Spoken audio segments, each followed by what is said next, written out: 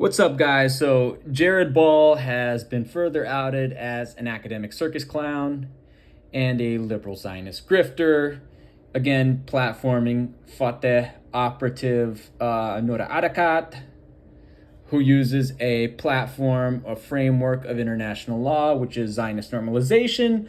Also, look at Erakat's structural ties to the NGOs, her uncle's ties to Fateh and Zionist normalization in both Oslo and Madrid.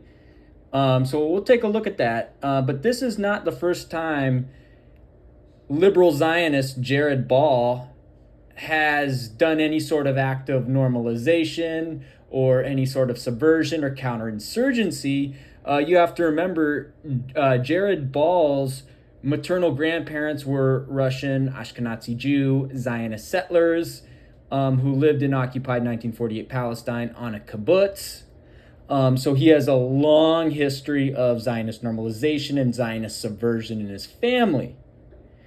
So let's talk about Erakat and see how sketchy Erakat actually is. And she's also the co-editor of Jadalia, who we exposed. Noura Erakat, born January 16, 1980, is a Palestinian-American activist, university professor, legal scholar, and human rights attorney. She is currently an associate professor at Rutgers, specializing in international study. Her primary focus is Palestine. She's a vocal critic of the Zionist entity.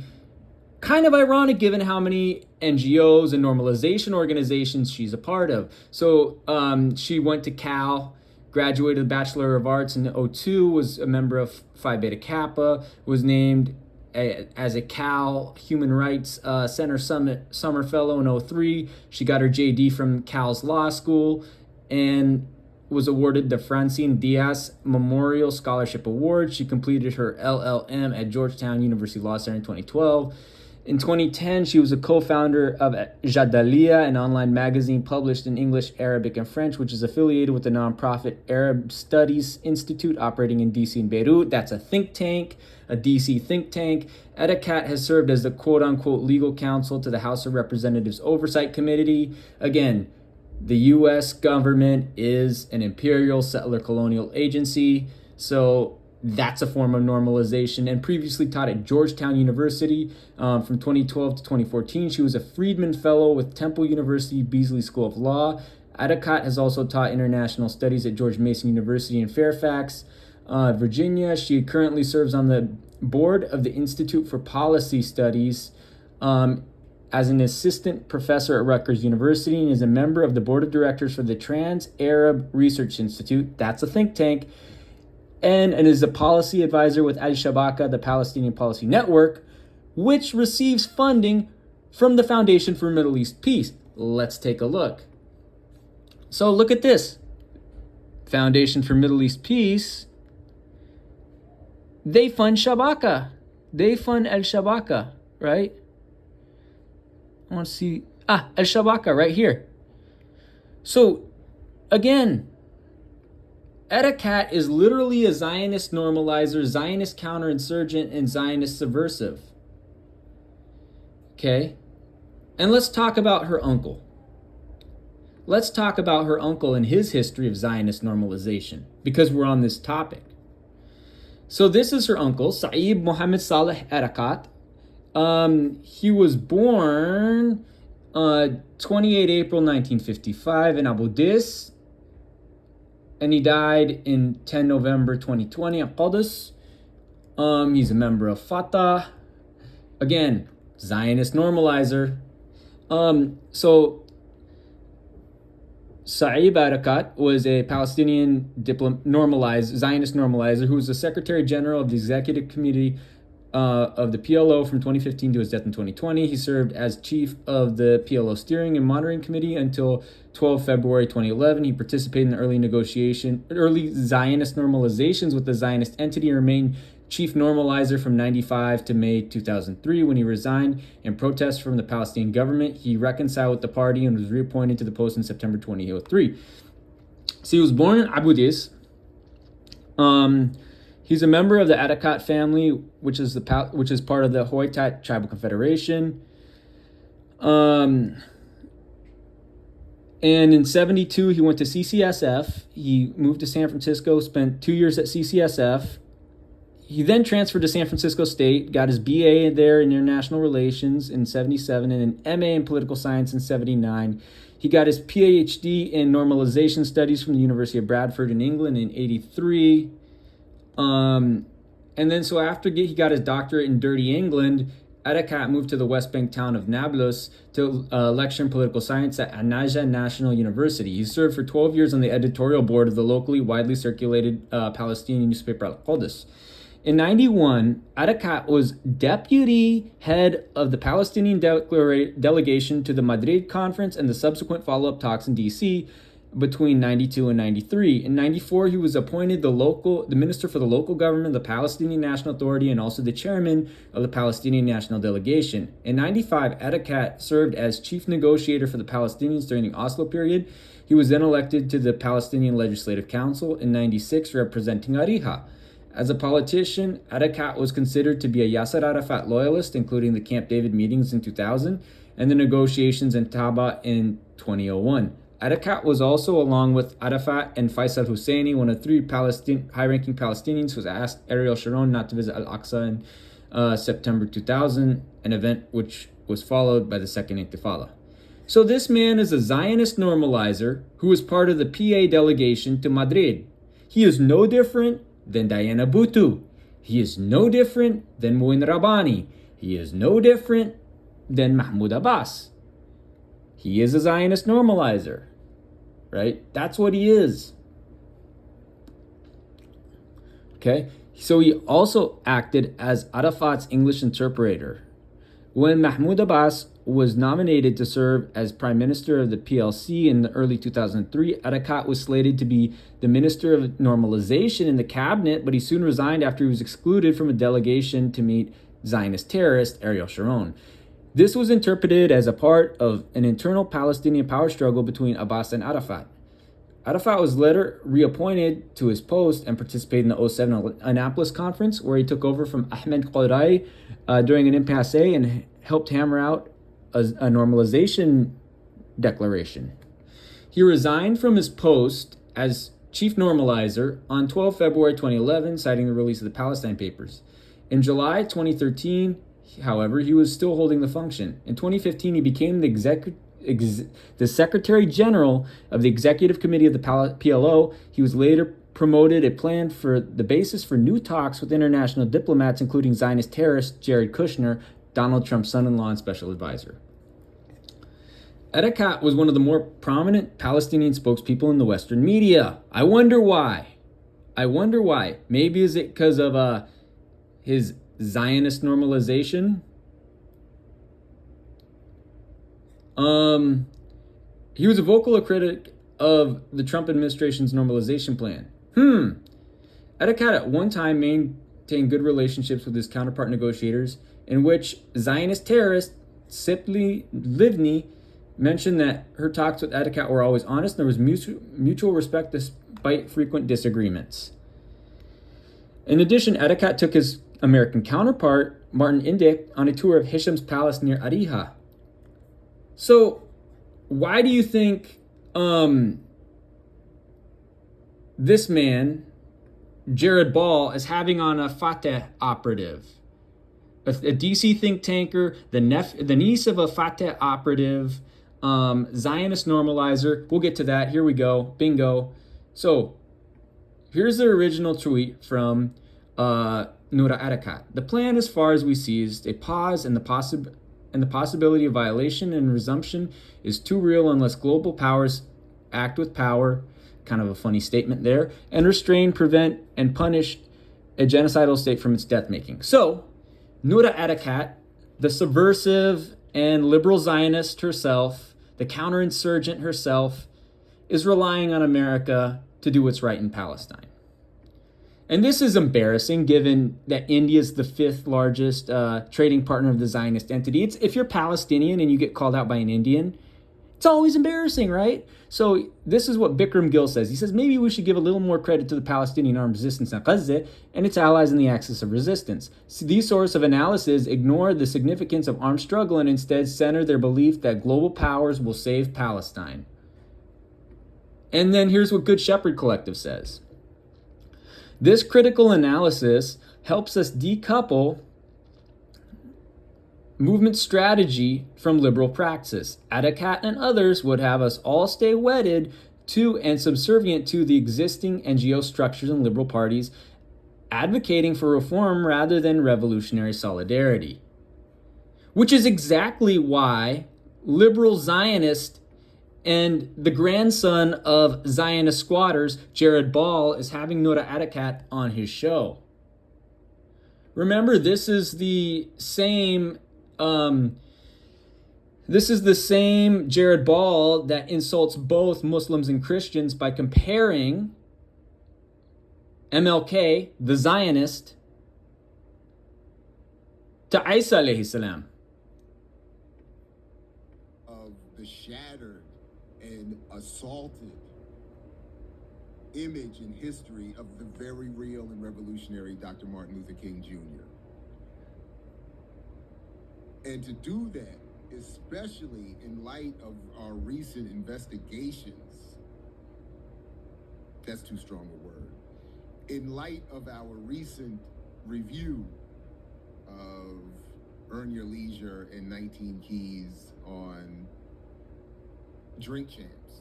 And if you haven't seen that, definitely join, if you aren't already, the channel and check the members only discussion of that. But I was reminded of something in preparing for, I think I'm going to be on a panel in the coming weeks regarding Dr. King, and we always like to revisit Dr. King here. But in preparation, I was reminded, in conjunction with that Drink Champs episode, of what it really means to be a thought leader. Again, this guy is a clown. Jared Ball is a clown. He is one of the biggest clowns on. He's a washed up academic, washed up Gen X academic, and he's a Zionist clown and a counterinsurgent. That's what he is. And to be clear, borrowing from the authors that we're going to talk about in this edition, Dr. King was no thought leader. I need women to. Dude, Dr. King was a liberal Zionist grifter. Dr. King was an Islamophobe. Dr. King was an Orientalist. You're not limited to anything other than living your life openly and honestly. Ask your healthcare provider if Biktarvy is right for you, and visit Biktarvy.com to view the important facts, including important warnings. They said I couldn't get a respected software engineering degree from an online school, but with WGU, I can earn an accredited degree. The Coach's top thought leader.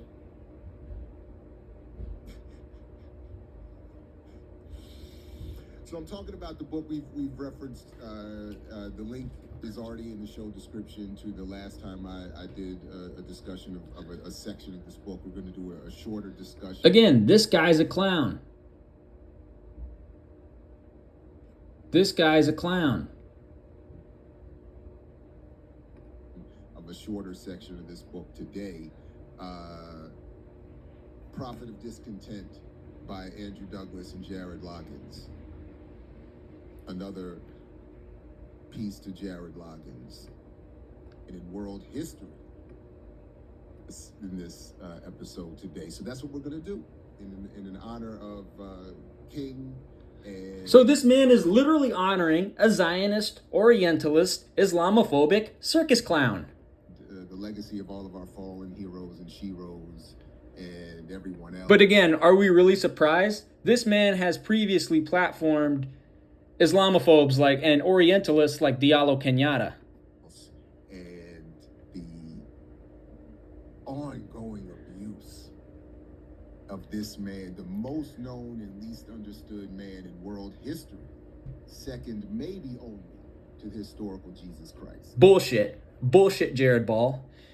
Don't ever disrespect Isa alayhi salam by comparing him to a Zionist circus clown, an Orientalist circus clown, an Islamophobic circus clown. And this brings us to our next article. I hate Hammer and Hope, but Derica Purnell had a pretty good article. I will have criticisms of it. And this was from their spring edition of 2024. It's called The Courage to Disagree. Martin Luther Clown's praise of the Zionist entity shouldn't impede the global demand for free Palestine. So here's why I'm qualified to review and critique this article. I'm part Palestinian. I'm part Palestinian. My family's from occupied 1948 Palestine. Here's a page of my home village. My home village, Isfia, occupied 1948 Palestine. This is where my grandma's family came from, in Palestine, right?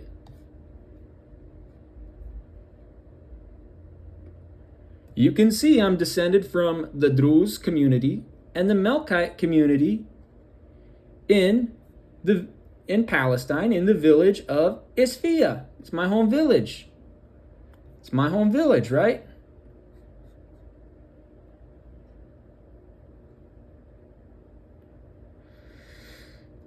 So, as someone who was originally from 1948 Palestine, I am one of the most qualified people to call out circus clown Jared Ball, liberal Zionist subversive and circus clown Jared Ball, and to call out Zionist, Islamophobe, and Orientalist MLK. So on the last day of February, Raphael Warnock called for a ceasefire on the floor of the Senate. In addition to representing the people of Georgia, Warnock serves as a senior pastor of Atlanta's Ebenezer Church, which was once led by Zionist circus clown, an Orientalist and Islamophobe, MLK, and his father before him.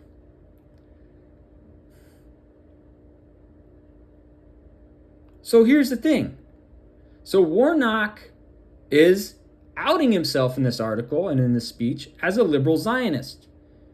Look, Warnock said he agrees with MLK about the Zionist entity. So by the time Warnock had delivered the speech, the Zionist entity had murdered more than 30,000 Palestinians in its assault on Gaza that followed October 7th. You know, an assault that started in 1872, the year 1872.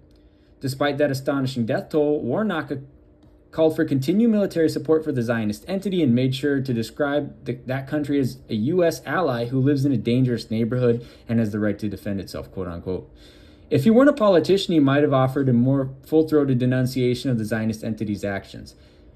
Or maybe he wouldn't have. I mean, a lot of the black Protestants are Zionist circus clowns, Islamophobic circus clowns, Orientalist circus clowns. And that's why I don't like, a lot of black Protestants I don't like working with, to be honest.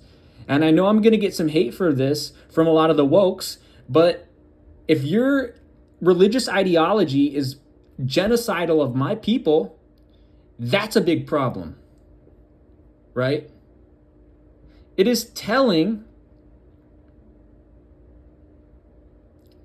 that in his efforts to convince his audience that he has moved away from his previously held position on Palestine, Warnock has sought to align himself with Zionist circus clown MLK. King is one of the world's most referenced moral compasses. His sermons on love and justice inspire people of all backgrounds across generations and borders.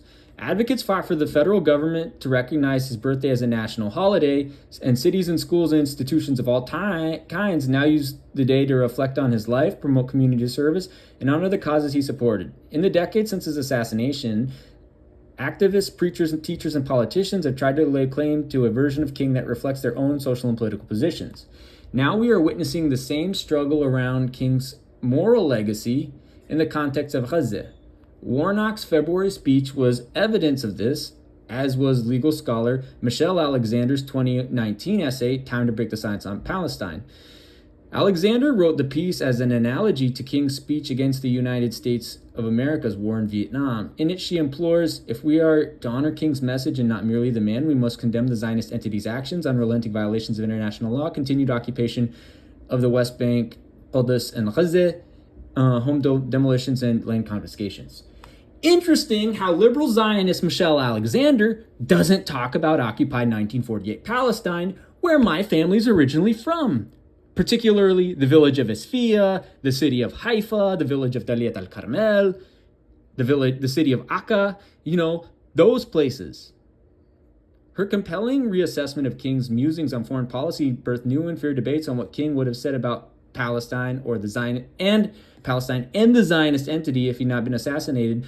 Realizing the magnitude of the influence of the late circus clown, Southern Protestant circus clown, still carries decades after his death. The debates also clarify why King, or any singular historic figure in historic or contemporary life, should not have the final word on any issue. King's views on the Zionist entity are very clear, pending the release of any FBI documents or recording that reveal otherwise. In a 1968 interview, King said that he sees the Zionist entity, never mind saying it as one of the great outposts of democracy in the world, and a marvelous example of what can be done, how desert land can be transformed into an oasis of brotherhood and democracy. That's disgusting. It's Orientalist, it's Islamophobic, it's racist, it's Zionist. This is the man that liberal Zionists like Jared Ball want you to be like.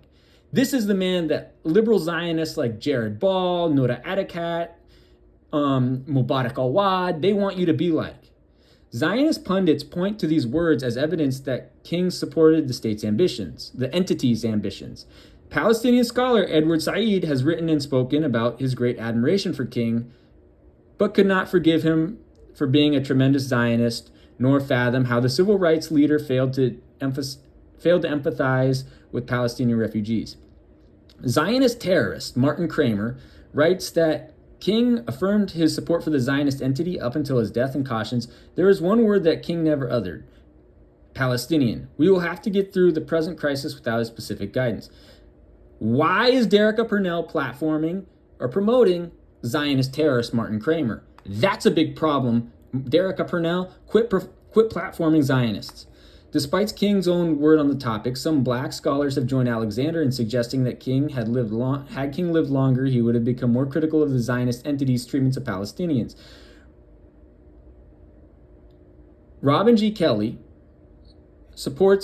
purports that King considerably being more vocally critical of the Zionist entity, but chose not to due to false accusations of widespread anti-Semitism in the black community and a decline for his funding for his increasingly radical stances. Robin Kelly's a Zionist clown. Mark Lamont Hill, the Zionist clown who wrote a book with Zionist Mitchell Plitnick, platforms Zionist Norman Finkelstein, and is a Zionist circus clown through and through, argues that Martin Luther King, like Garvey, Du Bois, and other black leaders, generally viewed nationalism and state building as a form of freedom and protection from marginalized people who had suffered tremendous violence. Again, don't believe a thing Mark Lamont Hill says. Don't believe a thing that MLK says. They're both Zionist clowns. As such, whether King was a Zionist depends. Motherfucker, King was a Zionist. Even liberal academic Edward Said knew that King was a Zionist. Derek Purnell, quit playing games. King was a Zionist. As such, whether King was a Zionist depends on how... Motherfucker, he called for the existence of a Zionist entity. Martin Luther Cuck was a Zionist, right? Martin Luther King, Mark Lamont Hill is a Zionist circus clown.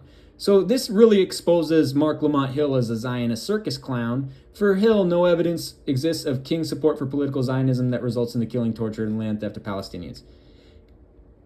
King was a liberal Zionist. King supported labor Zionism. King supported political Zionism, religious Zionism. King was a Zionist circus clown. Martin Luther King was a Zionist circus clown. King's daughter, Bernice King, who leads the King Center in the southern shithole of Atlanta, has written that if her father were alive today, she is certain he would call for the attacks on Palestinians by the Zionist entity to cease, and for all hostages to be released. So notice this, the hostages part, Bernice King is a liberal Zionist. There is a pattern of black Protestants being liberal Zionists. She and the aforementioned black fake scholars, they're liberal Protestant Zionist circus clowns, all turned to his fierce stances against militarism, racism, and capitalism to understand King was as a more complex and radical figure. Bullshit. King was a liberal Zionist.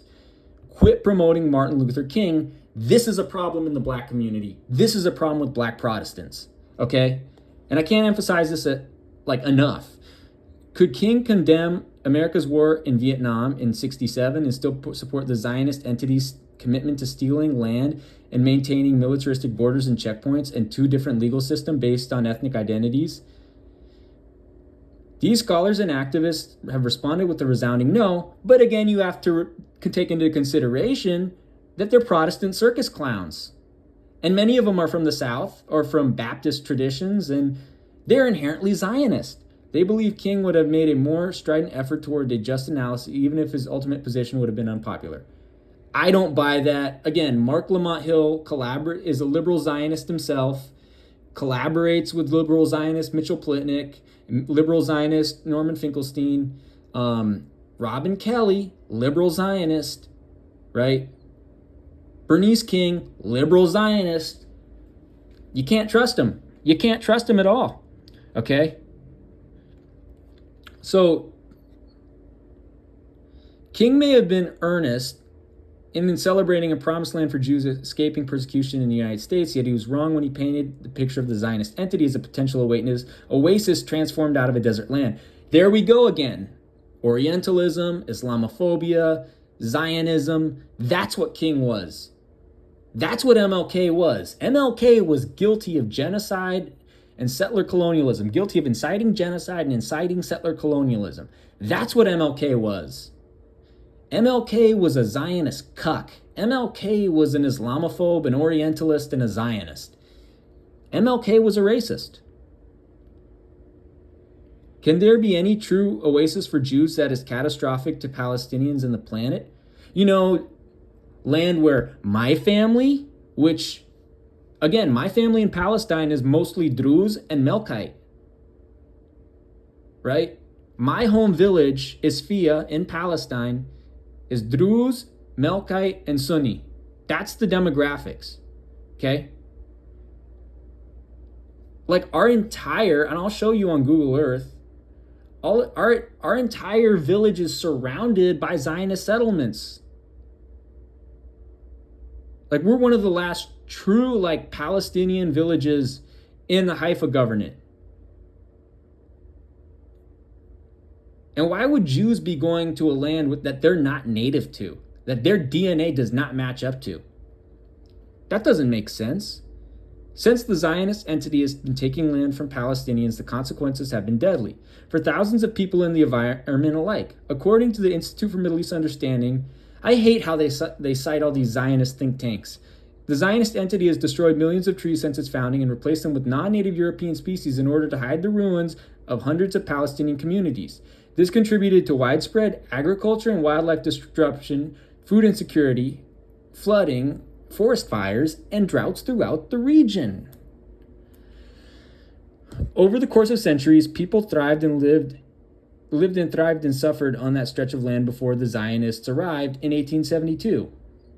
According to Said, Palestine is and has always been a land of many histories. It is a radical simplification to think of it as principally or exclusively Jewish or Arab. No, motherfucker, it's Arab. Palestine is Arab from the river to the sea, and that's a fact.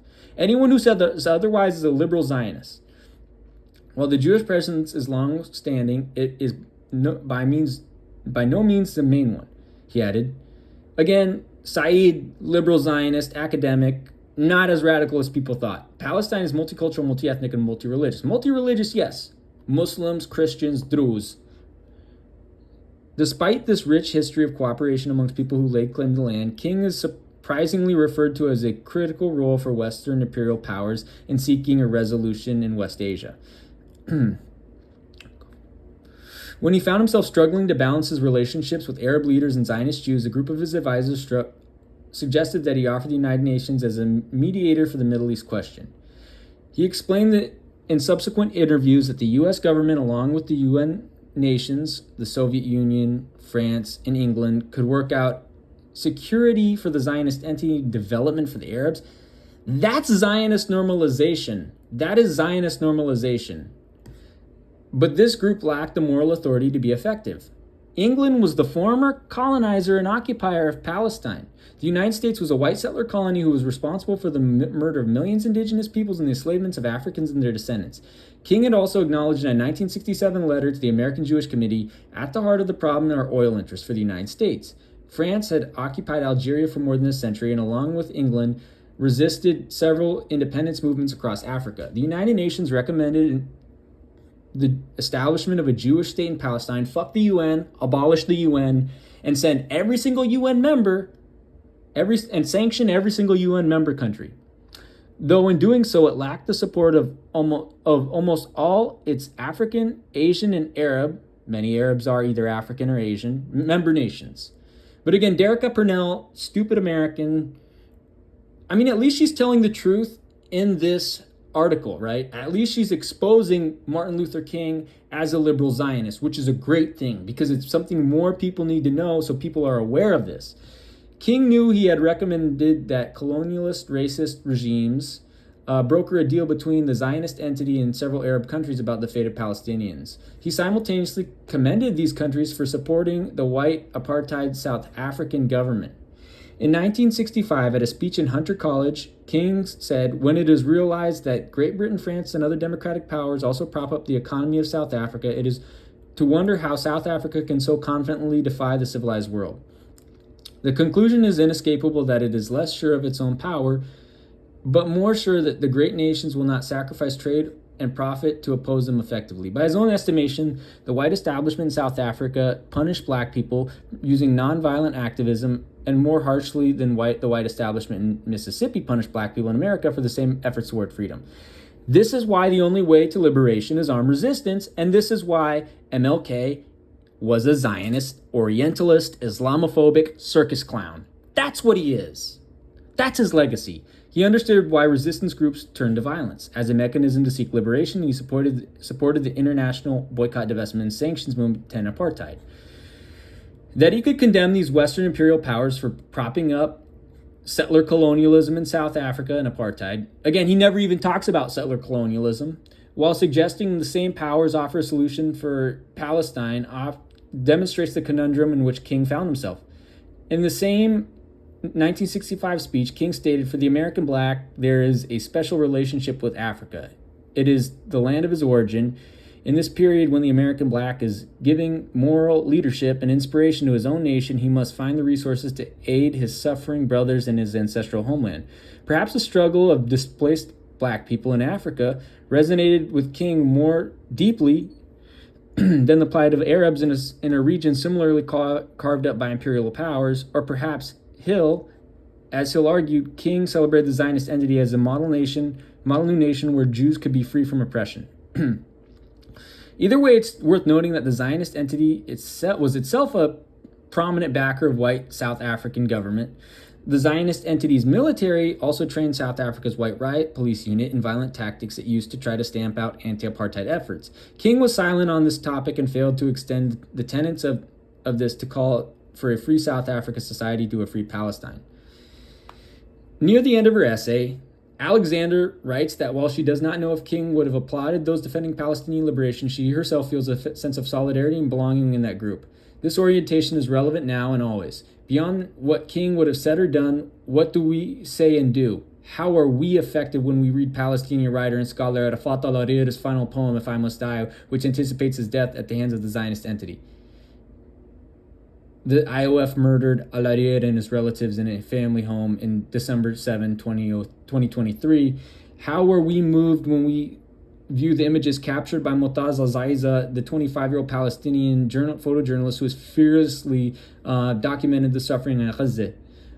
Who are we compelled to organize when we encounter the words of Bisan Auda, June Jordan, Rashid Khalidi, Leila Khalid, or Saeed? What sorrows are uncovered in our own hearts when we hear the elderly Palestinian woman who carries the keys to her home she lived in before the Zionist settlers illegally evicted her 50 years ago?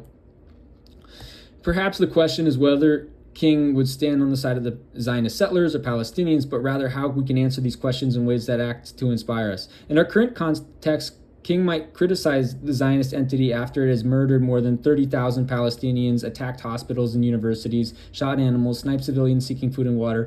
More important, if he did not, then he would be wrong and we would have to challenge him. Again, King was a Zionist criminal. Look at the pattern of his behavior, right?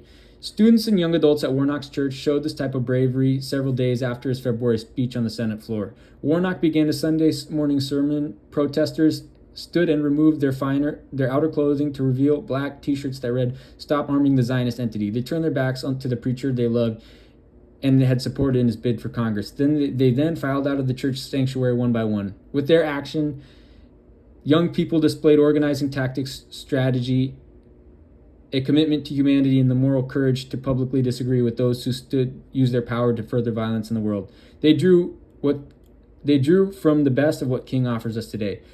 Quit promoting Martin Luther King. That guy was a Zionist clown. So what does this bald circus clown, and again, I'm balding a little bit, what does this egg-headed circus clown have to say? Maybe if we take the real person, or lack of... Again, this man is the maternal grandson of Russian Zionist Jews who were settlers in Palestine.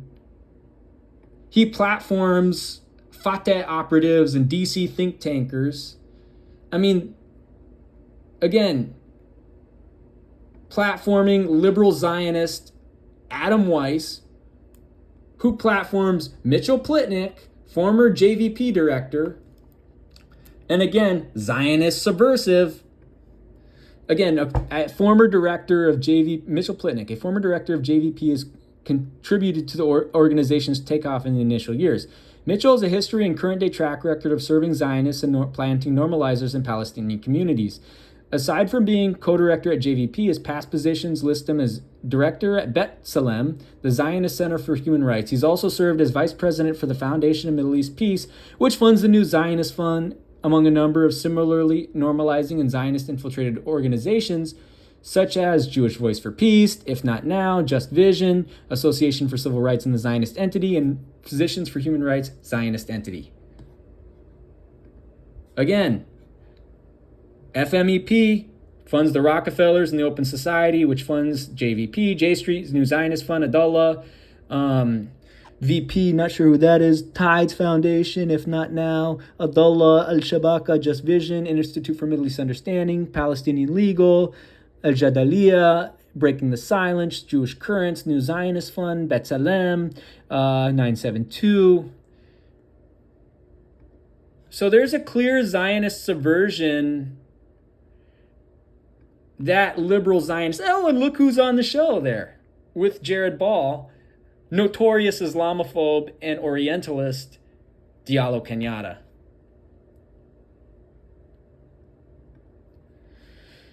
Again, Jared Ball is a circus clown. He is the definition of a liberal Zionist circus clown. If we take the real person... If we take the real person, because I'm Jared Ball... Jared, dude, your grandparents were Zionist settlers in Palestine. My family's literally from the village of Isfia in the Haifa Governorate. Let me show you. Descended from Palestinian Druze from Isfia, descended from Palestinian Melkites from Isfia. This is my hometown in Palestine. It's an occupied 1948 Palestine, 20 kilometers southeast of Haifa.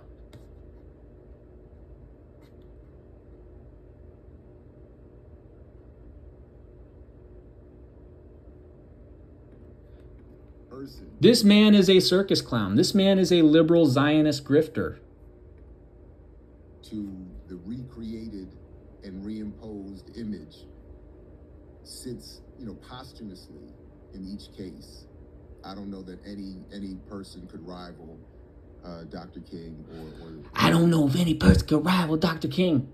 Yahya Sinwar, Abu Ubaidah, Abdul Malik al-Hut.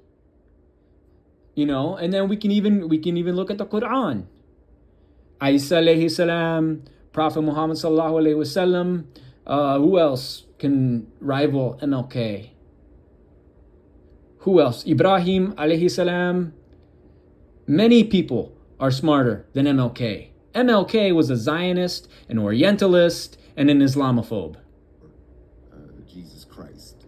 No, don't compare. That's offensive to Muslims. It's offensive to Palestinians. It's offensive to Lebanese to compare MLK, the Zionist, the Orientalist, the Islamophobe, to Isa alayhi salam. It's offensive. So quit that, Jared Ball. Peace be unto his name, and he'll need it, as Dr. John Henry Clark used to say. Oh, and now he promotes Islamophobe and Orientalist John Henrik Clark. This guy's a problem, man. Jared Ball's he's a counterinsurgent. He's a liberal Zionist. He's a subversive. His maternal grandparents were Russian Jew Zionist squatters, who illegally occupied Palestine. This man is a problem, and he must be shut down. So let's do that. Let's get into it.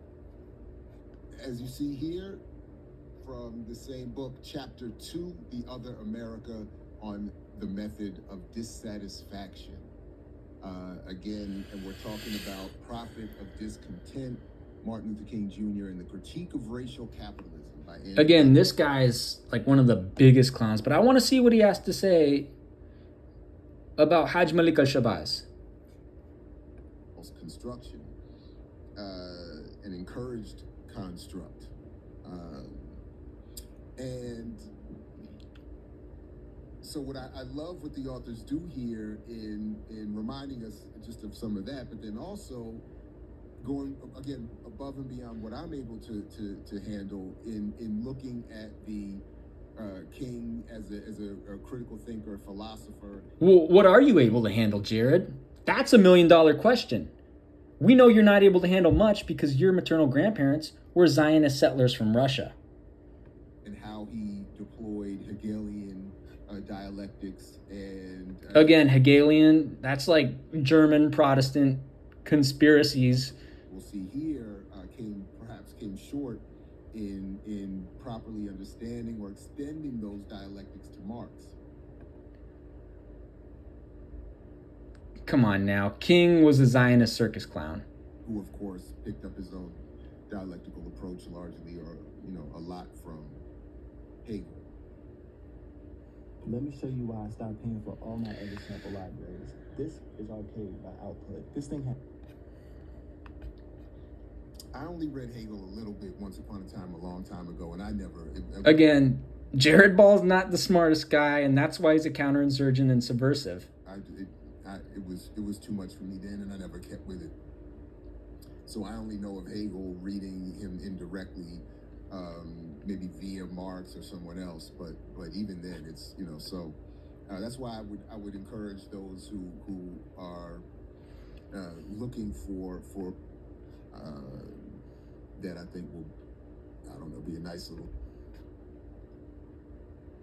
encouraged, and certainly not something that we see often in the... Again, I don't even know why it's worth listening to this circus clown. Jared Ball is an opportunist. He's a liberal Zionist grifter with ties to Fatah, ties to Mondoweiss, ties to Mitchell Plitnick. I mean, this doesn't look good, especially when you consider that Jared Ball is a liberal Zionist. He's descended from liberal Zionist settlers from Russia who invaded Palestine. He's praising liberal Zionist Martin Luther King. I mean, this is not a good look. And again, I'm one of the most qualified people to call this out, given that I am part Palestinian. This is my home village, Isfia, where my grandma's family's from in Palestine. Occupied 1948 Palestine. I hate Wikipedia. I hate that they normalized the Zionist entity. But the fact that he's promoting Islamophobes, Zionists, and Orientalists, Fatah collaborators and think tankers, running cover for MLK, that's a big problem. That's a big problem. And it's the same problem with people like Cornel West, Mark Lamont Hill, all them. They're all liberal Zionists and they're all circus clowns. So there you go. And again, Jared Ball is a liberal Zionist.